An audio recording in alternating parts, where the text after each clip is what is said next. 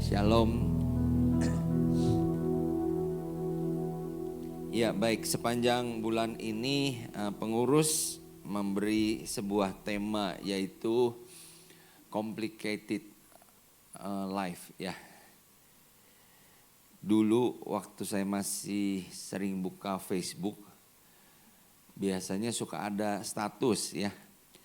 Ada single, ada in relationship, ada complicated katanya ya.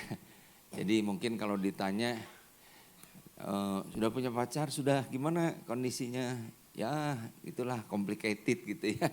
Jadi bermasalah. Nah jadi sepanjang bulan ini kita bicara soal masalah-masalah di dalam kehidupan kita, khususnya anak-anak muda. Hari ini atau minggu yang kedua kita akan bahas tentang satu topik yang menarik menurut saya, yaitu overthinking. Apa artinya overthinking?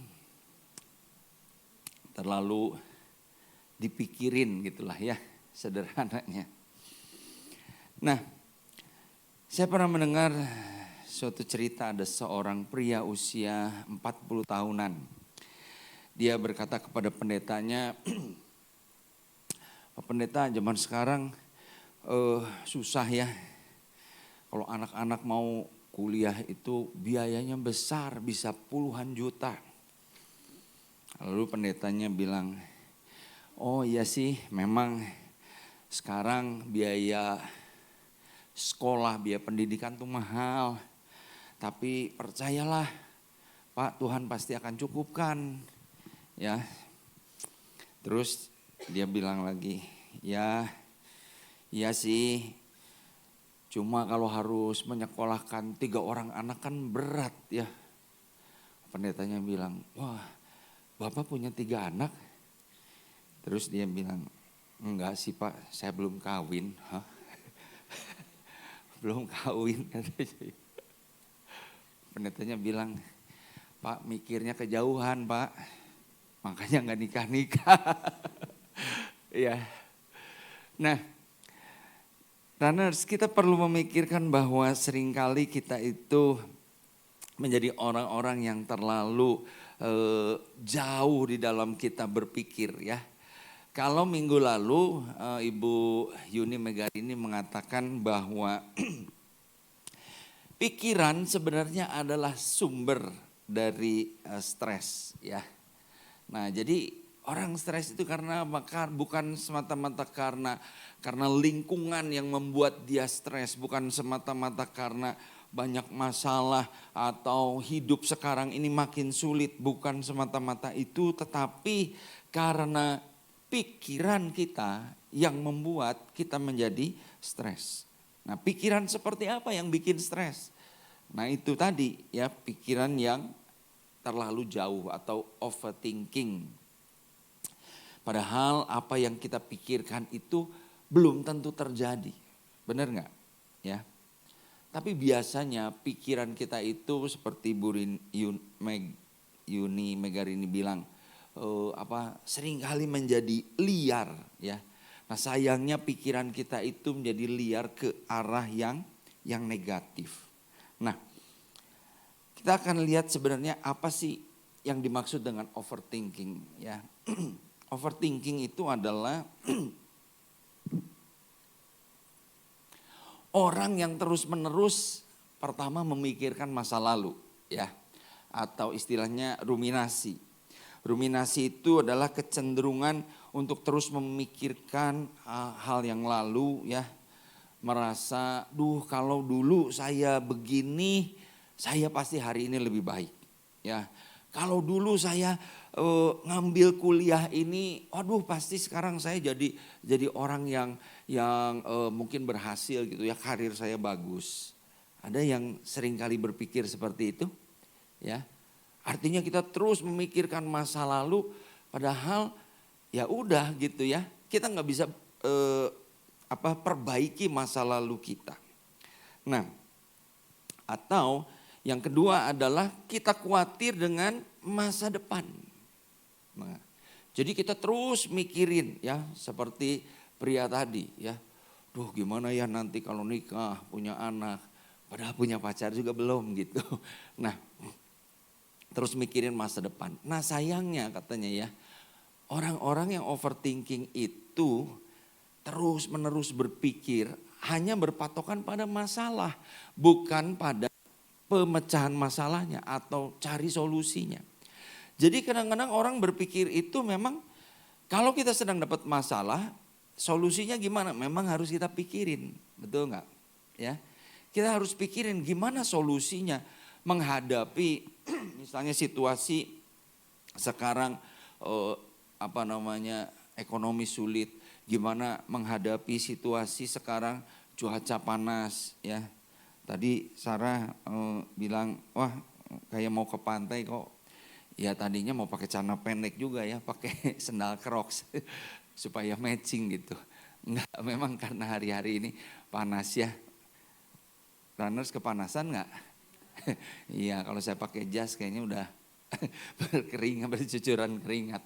Nah, kita itu memang memikirkan untuk solusi atas setiap permasalahan. Tapi yang jadi persoalan adalah ketika orang overthinking itu hanya mikirin masalahnya aja ya. Kenapa itu bisa terjadi? Kenapa saya begini? Kenapa orang itu bersikap seperti itu kepada saya? Itu yang terus menjadi pemikiran dan seringkali itu menjadi membawa pikiran kita kepada hal yang negatif ya. Nah, ada beberapa ciri dari overthinking. Ini tentu mungkin kalau Stevina lebih bisa memahami lah ya. Saya ambil dari internet aja gitu. Ciri-ciri overthinking. Katanya orang yang overthinking itu adalah terus memikirkan kejadian yang memalukan. Pernah saudara pernah mengalami kejadian memalukan atau melakukan sesuatu yang memalukan? Nah, apakah kita terus mikirin, aduh kenapa ya waktu itu saya sebodoh itu, kenapa ya waktu itu saya bertindak seperti itu, ya. Nah, kalau kita terus mikirin kejadian seperti itu, kita mulai menjadi orang yang overthinking. Lalu yang kedua sulit tidur, ya. Ada yang di sini susah tidur. Ya, setiap berbaring langsung ya otaknya jalan gitu ya. Ngapain? Padahal mungkin tubuhnya udah capek ya. Tapi pikiran kita tuh terus. Nah seperti Ibu Yuni kemarin bilang pikiran kita itu memang bisa begitu liar gitu ya. Sampai ya sulit dikendalikan. Bahkan sampai tidur pun kita masih mikirin sesuatu. Nah kemudian sering berandai-andai akan kemungkinan lain. Nah seperti tadi saya katakan ya. Aduh kalau saja saya ngambil kuliah jurusan ini. Kalau saja saya menikah dengan orang ini ya. Nah, itu berandai-andai itu. Dan itu terus dipikirin. Wah mungkin saya sekarang udah jadi nyonya besar gitu ya. Sudah jadi sosialita gitu ya. Kemana-mana nenteng tas branded.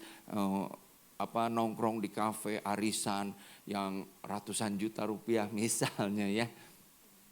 Padahal itu cuman ngelamun gitu, berandai-andai.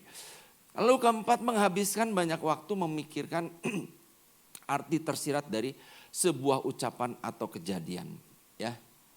Misalnya ada orang ngomong sesuatu sama kita. Kamu kelihatan gemukan ya. Nah, itu dipikirin terus ya. Bener gak sih saya kegemukan ya. Terus aduh apa sih maksud dia sih ngomong kayak gitu ya.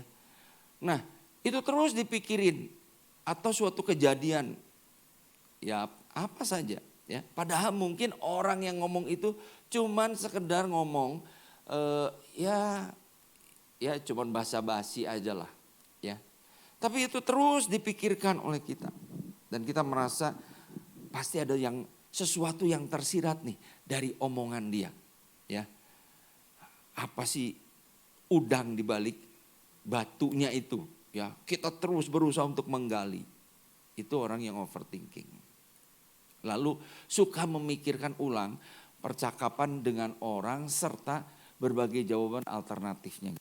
Jadi kalau misalnya kita lagi ngobrol gitu ya, udah gitu ya pulang, terus kita mikirin, kalau tadi saya jawab, kenapa ya saya jawab seperti itu ya? Coba kalau saya jawabnya seperti ini. Dipikirin terus gitu ya. Mungkin nanti ceritanya jadi beda. Mungkin nanti macam-macam lah pokoknya. Itu orang-orang yang overthinking. Jadi kita tidak memikirkan solusi atas sebuah masalah, tapi mikirinnya itu ya peristiwa-peristiwa yang terjadi, yang rasanya tuh aduh kenapa sih saya melakukan itu atau mengucapkan itu. Kemudian yang keenam, mengingat-ingat kesalahan yang pernah dibuat. Ya tadi ada hal yang memalukan, mungkin kita pernah membuat orang menjadi marah sama kita dan lain sebagainya. Lalu memikirkan orang-orang yang bikin kita risih. Mungkin ada ya orang-orang yang suka bikin kita itu jadi tersinggung gitu. Kita terus mikirin dia. Padahal mungkin orang itu nggak nyadar bahwa apa yang dia ucapkan atau tindakan yang dia lakukan itu sudah membuat kita menjadi risih. Tapi dan orang itu merasa biasa aja gitu ya hubungannya dengan kita. Tapi kitanya yang merasa risih kalau lihat orang tersebut. Atau ketika dia ngobrol sama orang lain berbisik-bisik, kita langsung curiga. Jangan-jangan dia ngomongin saya. Jangan-jangan dia ngegosipin saya. Lalu orang yang kemudian mengabaikan kondisi saat ini karena terlalu memikirkan masa lalu atau terlalu mengkhawatirkan masa depan. Ya. Jadi karena overthinking itu orang yang selalu memikirkan masa lalu atau memikirkan masa depan, dia jadi enggak aware, dia jadi enggak menyadari apa yang harus saya lakukan hari ini, sekarang ini, dan melakukan yang terbaik. Dalam film Kung Fu Panda yang pertama ya, dikisahkan pada waktu itu si panda itu, si Po ya. Si Po itu kan tiba-tiba terpilih menjadi Dragon Warrior ya, jadi pendekar naga yang pokoknya mah dianggap pendekar yang paling tinggi lah ilmunya gitu ya. Nah, yang nunjuk itu waktu itu kalau nggak salah siapa yang jadi kura-kura yang menjadi dipresentasikan Ogwe ya. Kalau yang musang itu siapa yang gurunya? Sifu ya, si Ogwe. Nah, si Po ini merasa, aduh kenapa ya saya jadi pendekar ini, kenapa bukan si yang tiger atau dia bilang bahkan belalang mantis pun juga punya gaya cara berkelahi yang bagus gitu ya, saya nggak bisa apa-apa. Lalu si Ogwe itu bilang gini ya,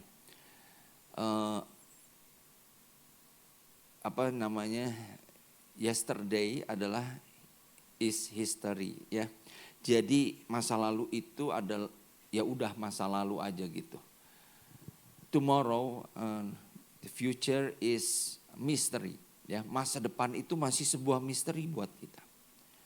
Tapi katanya hari ini, saat ini adalah gift, sebuah pemberian dari ya yang maha kuasa lah ya, dia nggak bilang dari Tuhan. Oleh karena itu katanya sekarang ini disebut present ya, present tense itu kan sekarang. Nah jadi si Ogwe ini mau berkata begini, kamu jangan terlalu meresahkan masa lalu kamu seperti apa, kayak gimana, saya ini hanya panda ya. Kamu juga gak perlu mikirin masa depan kamu seperti apa, kalau saya jadi pendekar padahal saya gak punya kemampuan, postur tubuh juga tidak mendukung gitu ya. Sebagai pendekar perut gendut, suka makan bapau begitu banyaknya. Nah gak usah pikirin ya. kamu jalanin hari ini aja. Ya, hari ini adalah gift dari yang maha kuasa, dari Tuhan. Hari ini adalah present, adalah pemberian dari Tuhan. Nah, seringkali kita karena terlalu memikirkan masa lalu, kita terlalu mengkhawatirkan masa depan, kita kehilangan untuk menikmati present hari ini, berkat Tuhan hari ini. Nah, itulah yang terjadi pada orang-orang yang overthinking. Lalu kemudian menghabiskan banyak waktu untuk memikirkan masalah yang berada di luar kendali. Ya, wah banyak yang dipikirin ya. Gimana nanti kalau misalnya saya nggak dapat jodoh dan banyak hal lah ya. Udah aja kalau sesuatu nggak bisa dikendalikan sama kita. Ya, kenapa kita harus terus memikirkan hal tersebut? Ya. Terus membuat diri kita sampai nggak bisa tidur mikirin hal tersebut. Toh kalaupun kita tahu solusinya itu di luar kendali kita. Dan pada akhirnya orang-orang yang overthinking nggak bisa berhenti mengkhawatirkan sesuatu. Ada aja yang dia khawatirkan.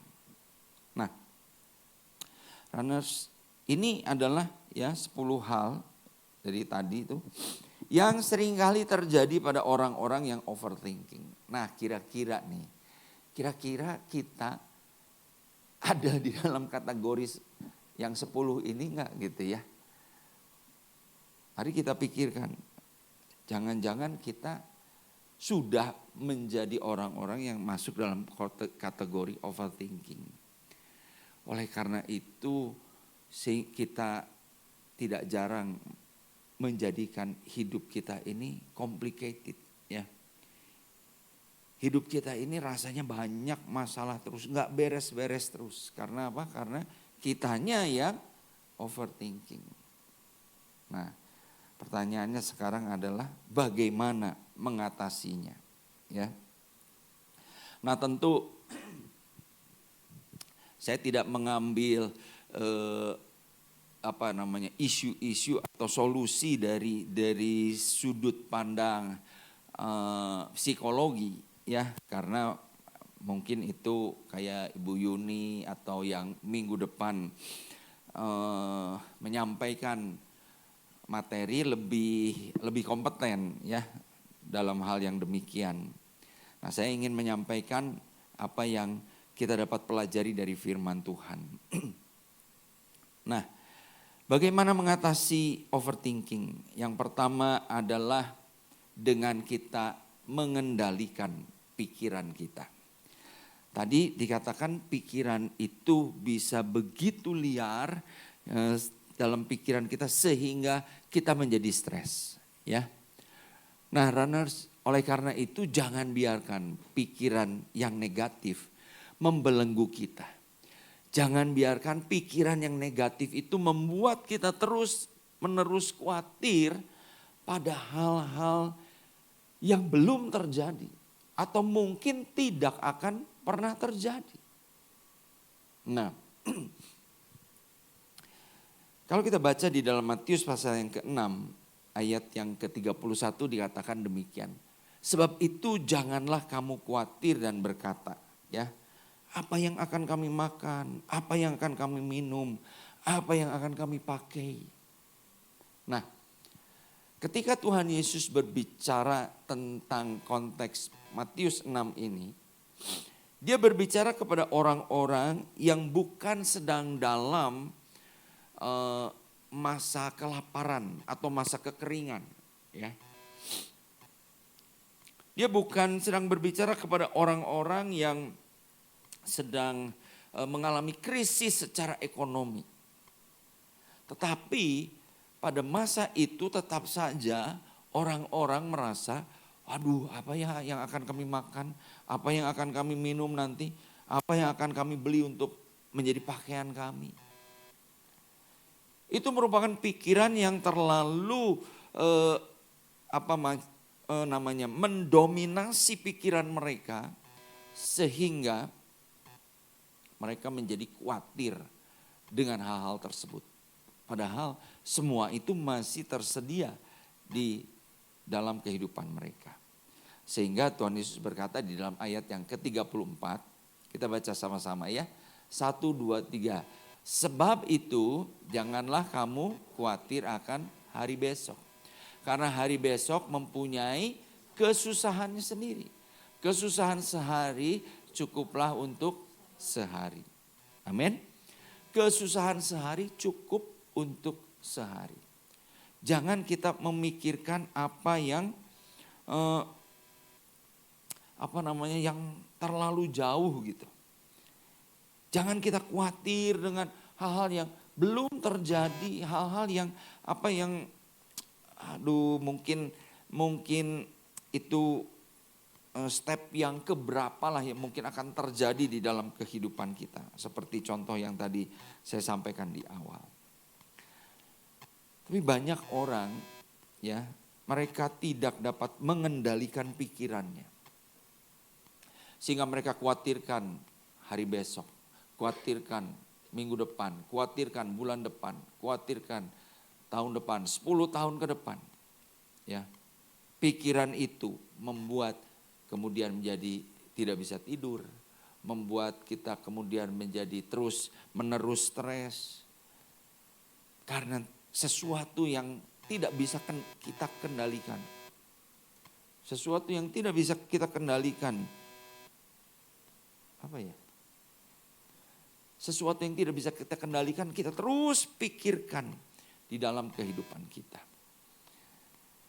Runners, kalau hari ini pikiran kita masih berkeliaran ke arah yang negatif, mari kita kuasai pikiran kita dan berkata, saya hanya akan memikirkan apa yang menjadi masalah hari ini. Ya, kesusahan saya hari ini ya cukuplah untuk hari ini saja. Amin. Ya. 2 hari yang lalu hari Jumat ya, Jumat pagi, ketika saya bangun tiba-tiba saja bagian ujung jempol kaki saya tuh tiba-tiba sakit ya. Nggak tahu kenapa. Saya memang punya kecenderungan asam urat ya. Dan beberapa teman yang kena asam urat itu biasanya kalau sedang istilahnya GOT ya, sedang anfal, sedang kambuh itu biasanya kakinya suka sakit katanya ya.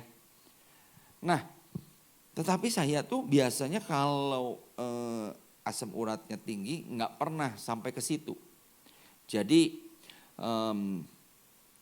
biasanya tangan yang pegel gitu ya, nggak pernah lah sampai sakit. Nah lalu saya bingung, aduh kenapa ya ini ya, kok tiba-tiba kaki menjadi sakit padahal kemarin dan hari ini tuh ya cukup sibuk ya, ada yang pemberkatan, ada yang nikahan. Jemaat kita ada satu lagi dari jemaat KW. Hari ini juga saya bawa firman. Saya mikirin gimana ya Tuhan ya. Sampai waktu hari Jumat itu saya dan keluarga harus ngurus sesuatu ya. Ya saya itu jalannya terpincat-pincat gitu ya. Apa terpincat-pincat tuh? Tertatih-tatih gitulah ya. Soalnya diangkat gini nggak bisa gitu ya. Mesti agak diseret dikit. Aduh saya pikir gimana ya ini. Dan saya juga nggak tahu kenapa kok tiba-tiba saja begitu bangun pagi sakit seperti itu. Nah tapi ya udahlah, saya serahin sama Tuhan. Saya kadang gosok dengan minyak. Lalu nggak terlalu banyak gerak gitu. Kemarin udah agak tiba-tiba bangun pagi udah agak mendingan gitu ya. Padahal saya juga nggak minum obat asam urat karena saya juga merasa kayaknya bukan asam urat ya. nggak tahu kaki saya ketendang sama istri saya waktu tidur mungkin ya. Sehingga tiba-tiba sakit tapi dia nggak ngaku ya. Mungkin juga dia juga nggak merasa gitu ya menginjak kaki saya. Nah, tapi intinya adalah apa? Ketika kemudian kemarin paginya itu saya bangun, udah agak mendingan gitu ya. Walaupun pas doa fajar masih agak lah sedikit.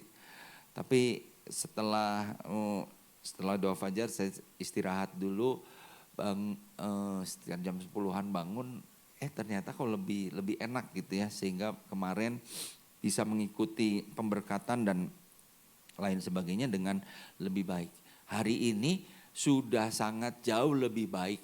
Walaupun mungkin kalau dipegang itu masih ada kerasa gitu ya. Seperti bekas kepukul gitu. Nah, kalau pikiran saya ketika pada hari Jumat itu kemudian berpikir, aduh kenapa ya ini jangan-jangan ada asam urat meningkat atau misalnya urat yang putus dan lain sebagainya. Pikiran saya dikuasai oleh ketakutan-ketakutan yang sebenarnya belum tentu terjadi. Mungkin saya akan sibuk mikirin pergi ke dokter atau ke rumah sakit atau mencari suatu tindakan medis alternatif gitu ya, diurut dan lain sebagainya. Nah Bapak Ibu saudara-saudara, tapi mari kita belajar untuk menguasai pikiran kita ya. Jangan menjadi liar untuk ke arah yang negatif. Nah yang kedua adalah ini. Setelah kita bisa menguasai pikiran kita, mengendalikan pikiran kita, maka yang kedua adalah mari kita serahkan kekhawatiran kita itu kepada Tuhan. Ya. Kita harus menyadari bahwa hanya dekat pada Tuhan saja kita menjadi tenang. Amin. 1 Petrus 5 ayat 7 berkata begini.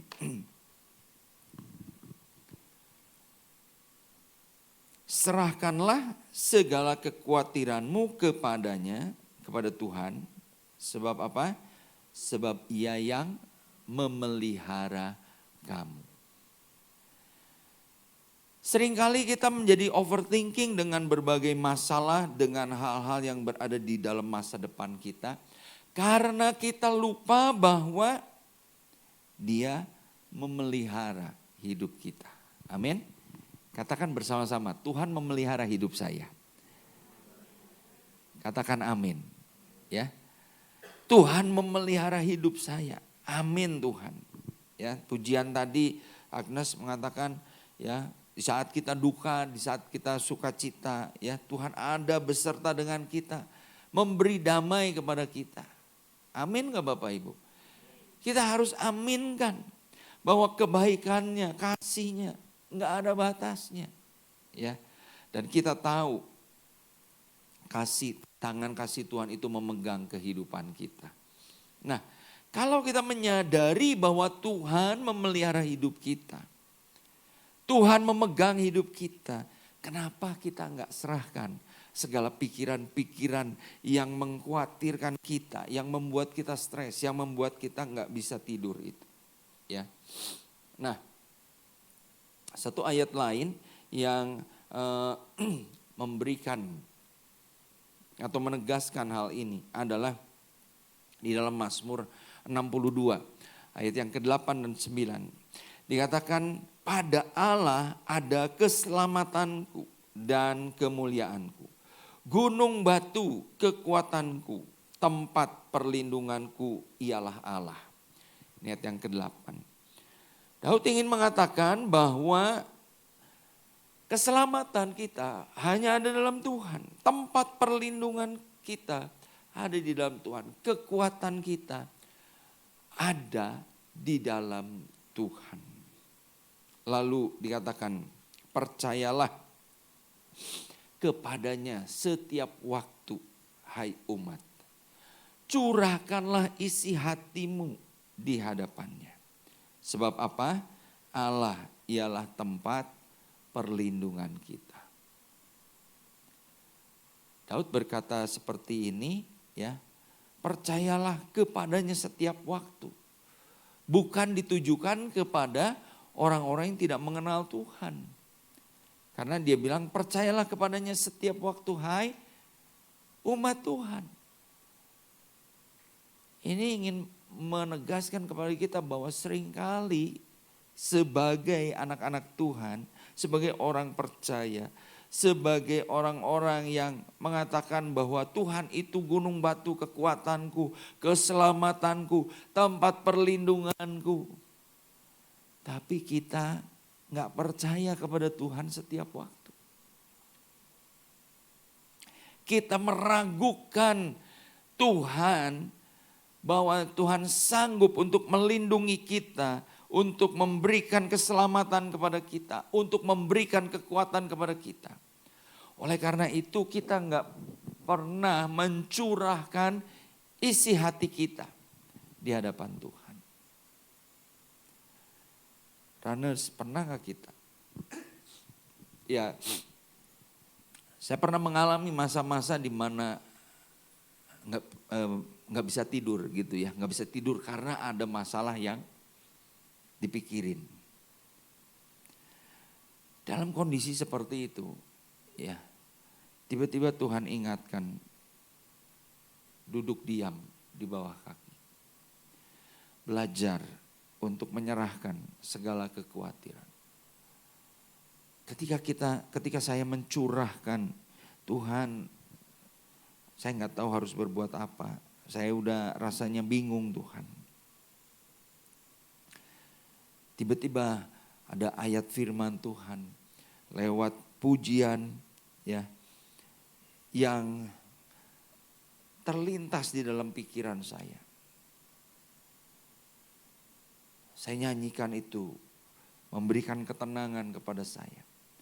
Dan runners, saya ingin katakan begini, ya.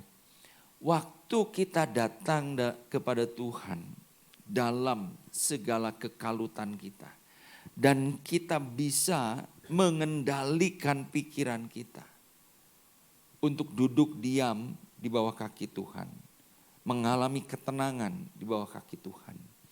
Maka saya mau katakan pada saat itu, ya, Tuhan bisa memberikan damai sejahtera, Tuhan bisa berikan ketenangan buat kita. Amin. Ya. Nah, seringkali kita itu berkata begini, ya saya udah datang sama Tuhan, ya. Saya sudah berdoa, saya saat teduh. Tapi sejujurnya saya juga suka mengalami. Sementara saya saat teduh, sementara saya baca firman, sementara saya mungkin main gitar muji Tuhan, pikiran saya tetap mikirin masalah itu. Pikiran saya tetap dipenuhi, ya, dibombardi dengan pikiran-pikiran yang nanti kalau begini gimana, nanti kalau begitu gimana. Apakah kita datang kepada Tuhan dengan ketenangan hati, datang kepada Tuhan dengan mencurahkan isi hati kita? Tidak, ya. Kita seolah-olah datang kepada Tuhan, lalu Tuhan, oh, tolong selesaiin masalah saya. Ini nih, ini masalah ini nih, ini tolong selesaiin, ini tolong beresin. Ya. Pikiran kita terus kepada masalah kita. Tetapi ayat ini ingin mengajarkan kepada kita, serahkan dulu kekhawatiran kita kepada Tuhan. Kalau kita menyadari Dia yang memelihara kita, Dia kekuatan kita, Dia adalah gunung batu kita. Mari kita serahkan, curahkan isi hati kita di hadapannya. Maka sungguh pertolongan yang dari Tuhan itu akan menjadi bagian kita. Amin. Runners, mari hari ini kalau masih kita menjadi orang-orang yang overthinking, pikiran kita secara liar terus memikirkan ketakutan, kekhawatiran, kegagalan di masa lalu. Mari datang sama Tuhan. curahkan isi hati kita kepadanya. Dan kemudian yang ketiga, ya, bagaimana mengatasi overthinking? Milikilah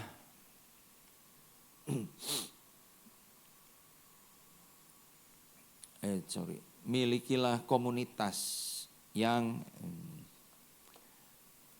dapat menguatkan kita. Ya.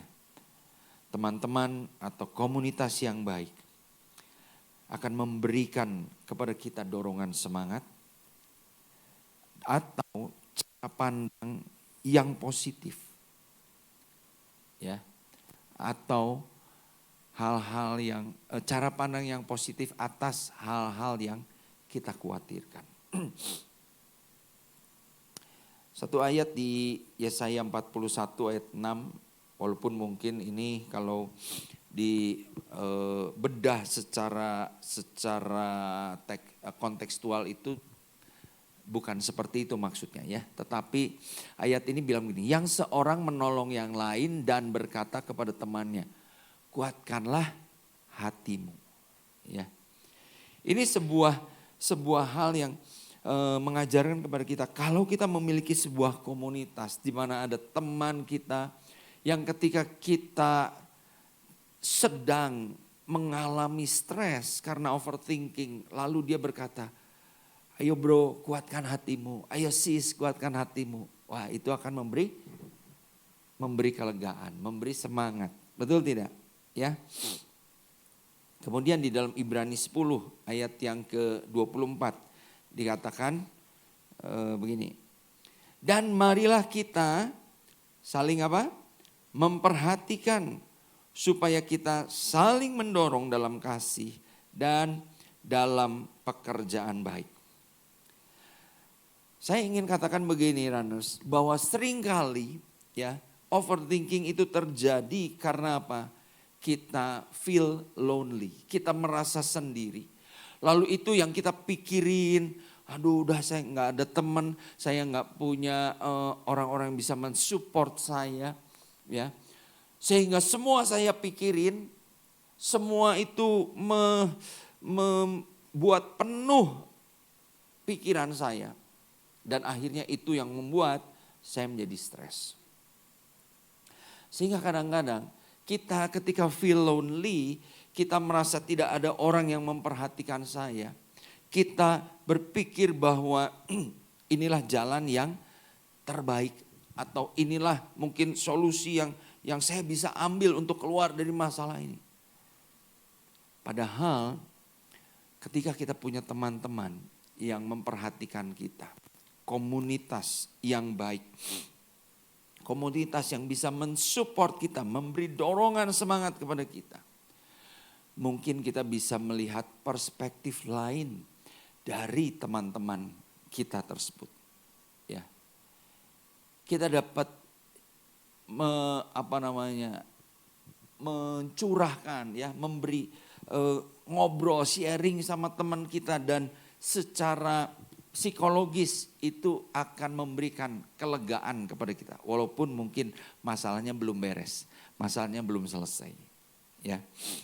Tetapi poinnya adalah kadang-kadang ketika kita berada di dalam sebuah komunitas yang baik, itu akan memberikan dorongan semangat, memberikan pandangan ya atau perspektif yang baru buat kita.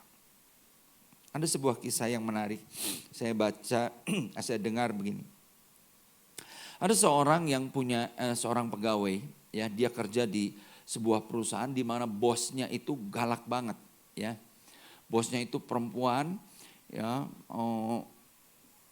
punya ini yang tinggi, standar yang tinggi dan galak banget gitu ya, sama karyawan-karyawannya. Nah satu kali di dalam sebuah rapat si bosnya ini bilang, saya coba kamu ya, kamu nih saya mau kasih kerjaan kepada kamu.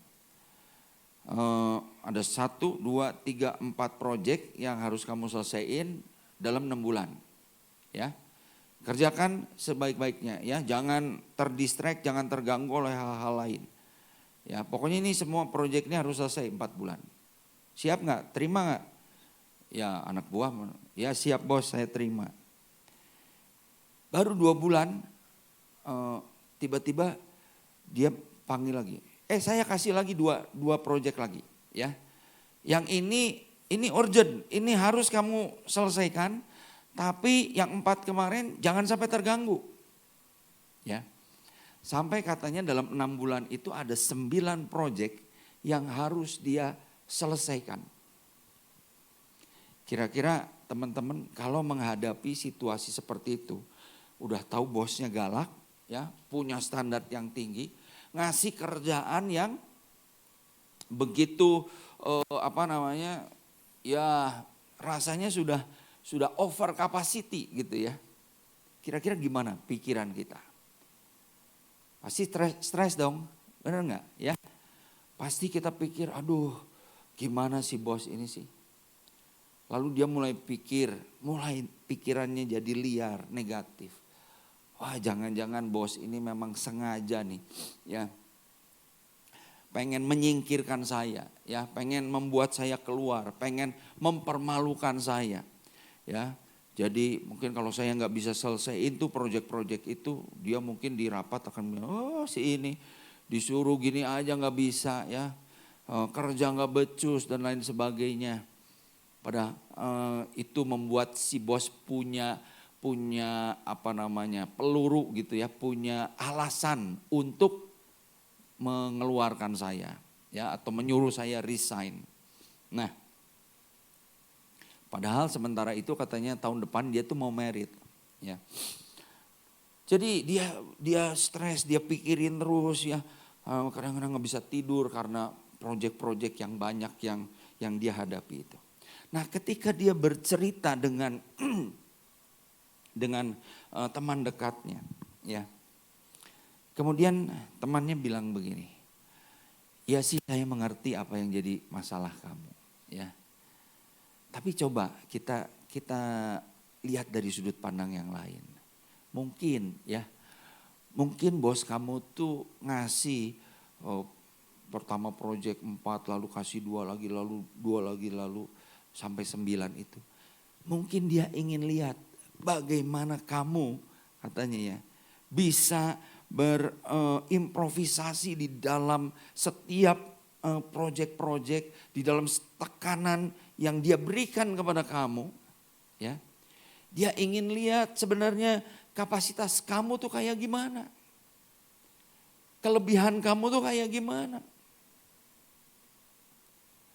Walaupun mungkin pada akhirnya kamu gak bisa selesaiin semua 9 itu dengan baik.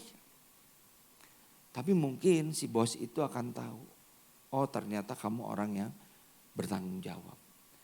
Kamu bisa diandalkan sampai titik tertentu. Ya, mungkin melalui itu dia ingin lihat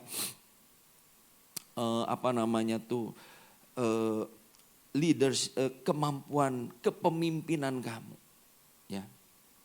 Sehingga mungkin setelah melewati tenggat waktu menyelesaikan proyek-proyek ini, kamu bisa jadi naik jabatan.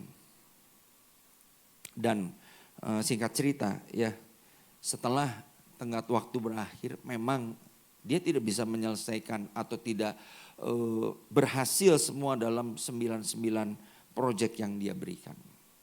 Tapi rupanya memang si bos itu bisa lihat, ya, orang ini nggak uring-uringan menghadapi masalah-masalah atau tekanan yang diberikan di dalam pekerjaannya. Dia akhirnya mendapatkan posisi yang lebih tinggi, ya, dapat promosi jabatannya. Nah, runners, seringkali ya, waktu kita overthinking, yang mana tadi saya katakan pikiran kita itu seringkali menjadi liar ke arah yang negatif. Mungkin di situ kita perlu teman-teman yang bisa menguatkan kita. Yang bisa mengatakan, ayo kuatkan hatimu bro, ya sis. Mungkin ini sebuah pembelajaran supaya kamu naik level, supaya kamu naik tingkat. Ya. Mungkin ketika kita ada di dalam komunitas saudara-saudara seiman, kita akan jadi dapat point of view ya, perspektif yang lain. Oh iya ya, siapa tahu memang ini bukan maksudnya untuk menjatuhkan kita. Masalah-masalah ini bukan untuk menghancurkan kita, tetapi justru untuk membuat kita makin baik, makin maju, makin excellent, punya kehidupan yang lebih baik lagi. Itu yang saya percaya bisa terjadi di dalam kehidupan kita kalau kita punya supportive group. Orang-orang yang bisa mensupport kita, bisa memberi semangat kepada kita.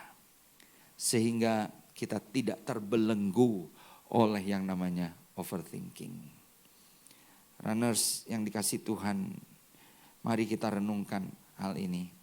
Kalau hari-hari ini kita menjadi orang-orang yang mungkin memiliki kecenderungan overthinking. Adakah kita sudah belajar pertama mengendalikan pikiran kita? Adakah kita belajar untuk datang kepada Tuhan, mencurahkan isi hati kita, menyerahkan segala kekhawatiran kita? Dan kalau Runners belum punya komunitas, teman-teman yang bisa memberikan dorongan semangat, bergabunglah dengan Komsel, dengan sebuah komunitas di mana kamu punya teman yang bisa menguatkan kamu, yang bisa memberikan dorongan semangat. Sehingga kamu tidak lagi pikiranmu menjadi liar ke arah negatif. Tapi ada hal positif di balik semua masalah yang kita hadapi. Amin. Mari kita tundukkan kepala, kita berdoa.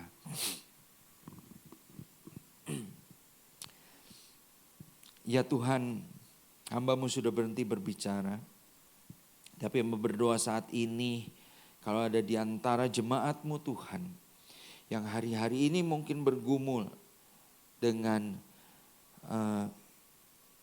pikiran-pikiran yang terus berkembang ke arah negatif. Hari-hari ini mungkin mereka menjadi stres dengan pikiran-pikiran yang selalu mengkhawatirkan hal yang tidak bisa mereka kendalikan. Hamba berdoa Tuhan. Hamba berdoa supaya mereka mengalami Engkau. Mereka bukan hanya menyadari Engkau Tuhan sebagai sumber kekuatan mereka, sebagai sumber perlindungan mereka. Tapi mereka juga bisa menyerahkan diri mereka. Menyerahkan kekhawatiran mereka ke hadapan-Mu. Tolong kami Tuhan. Supaya kami belajar untuk terus bersandar kepada Tuhan.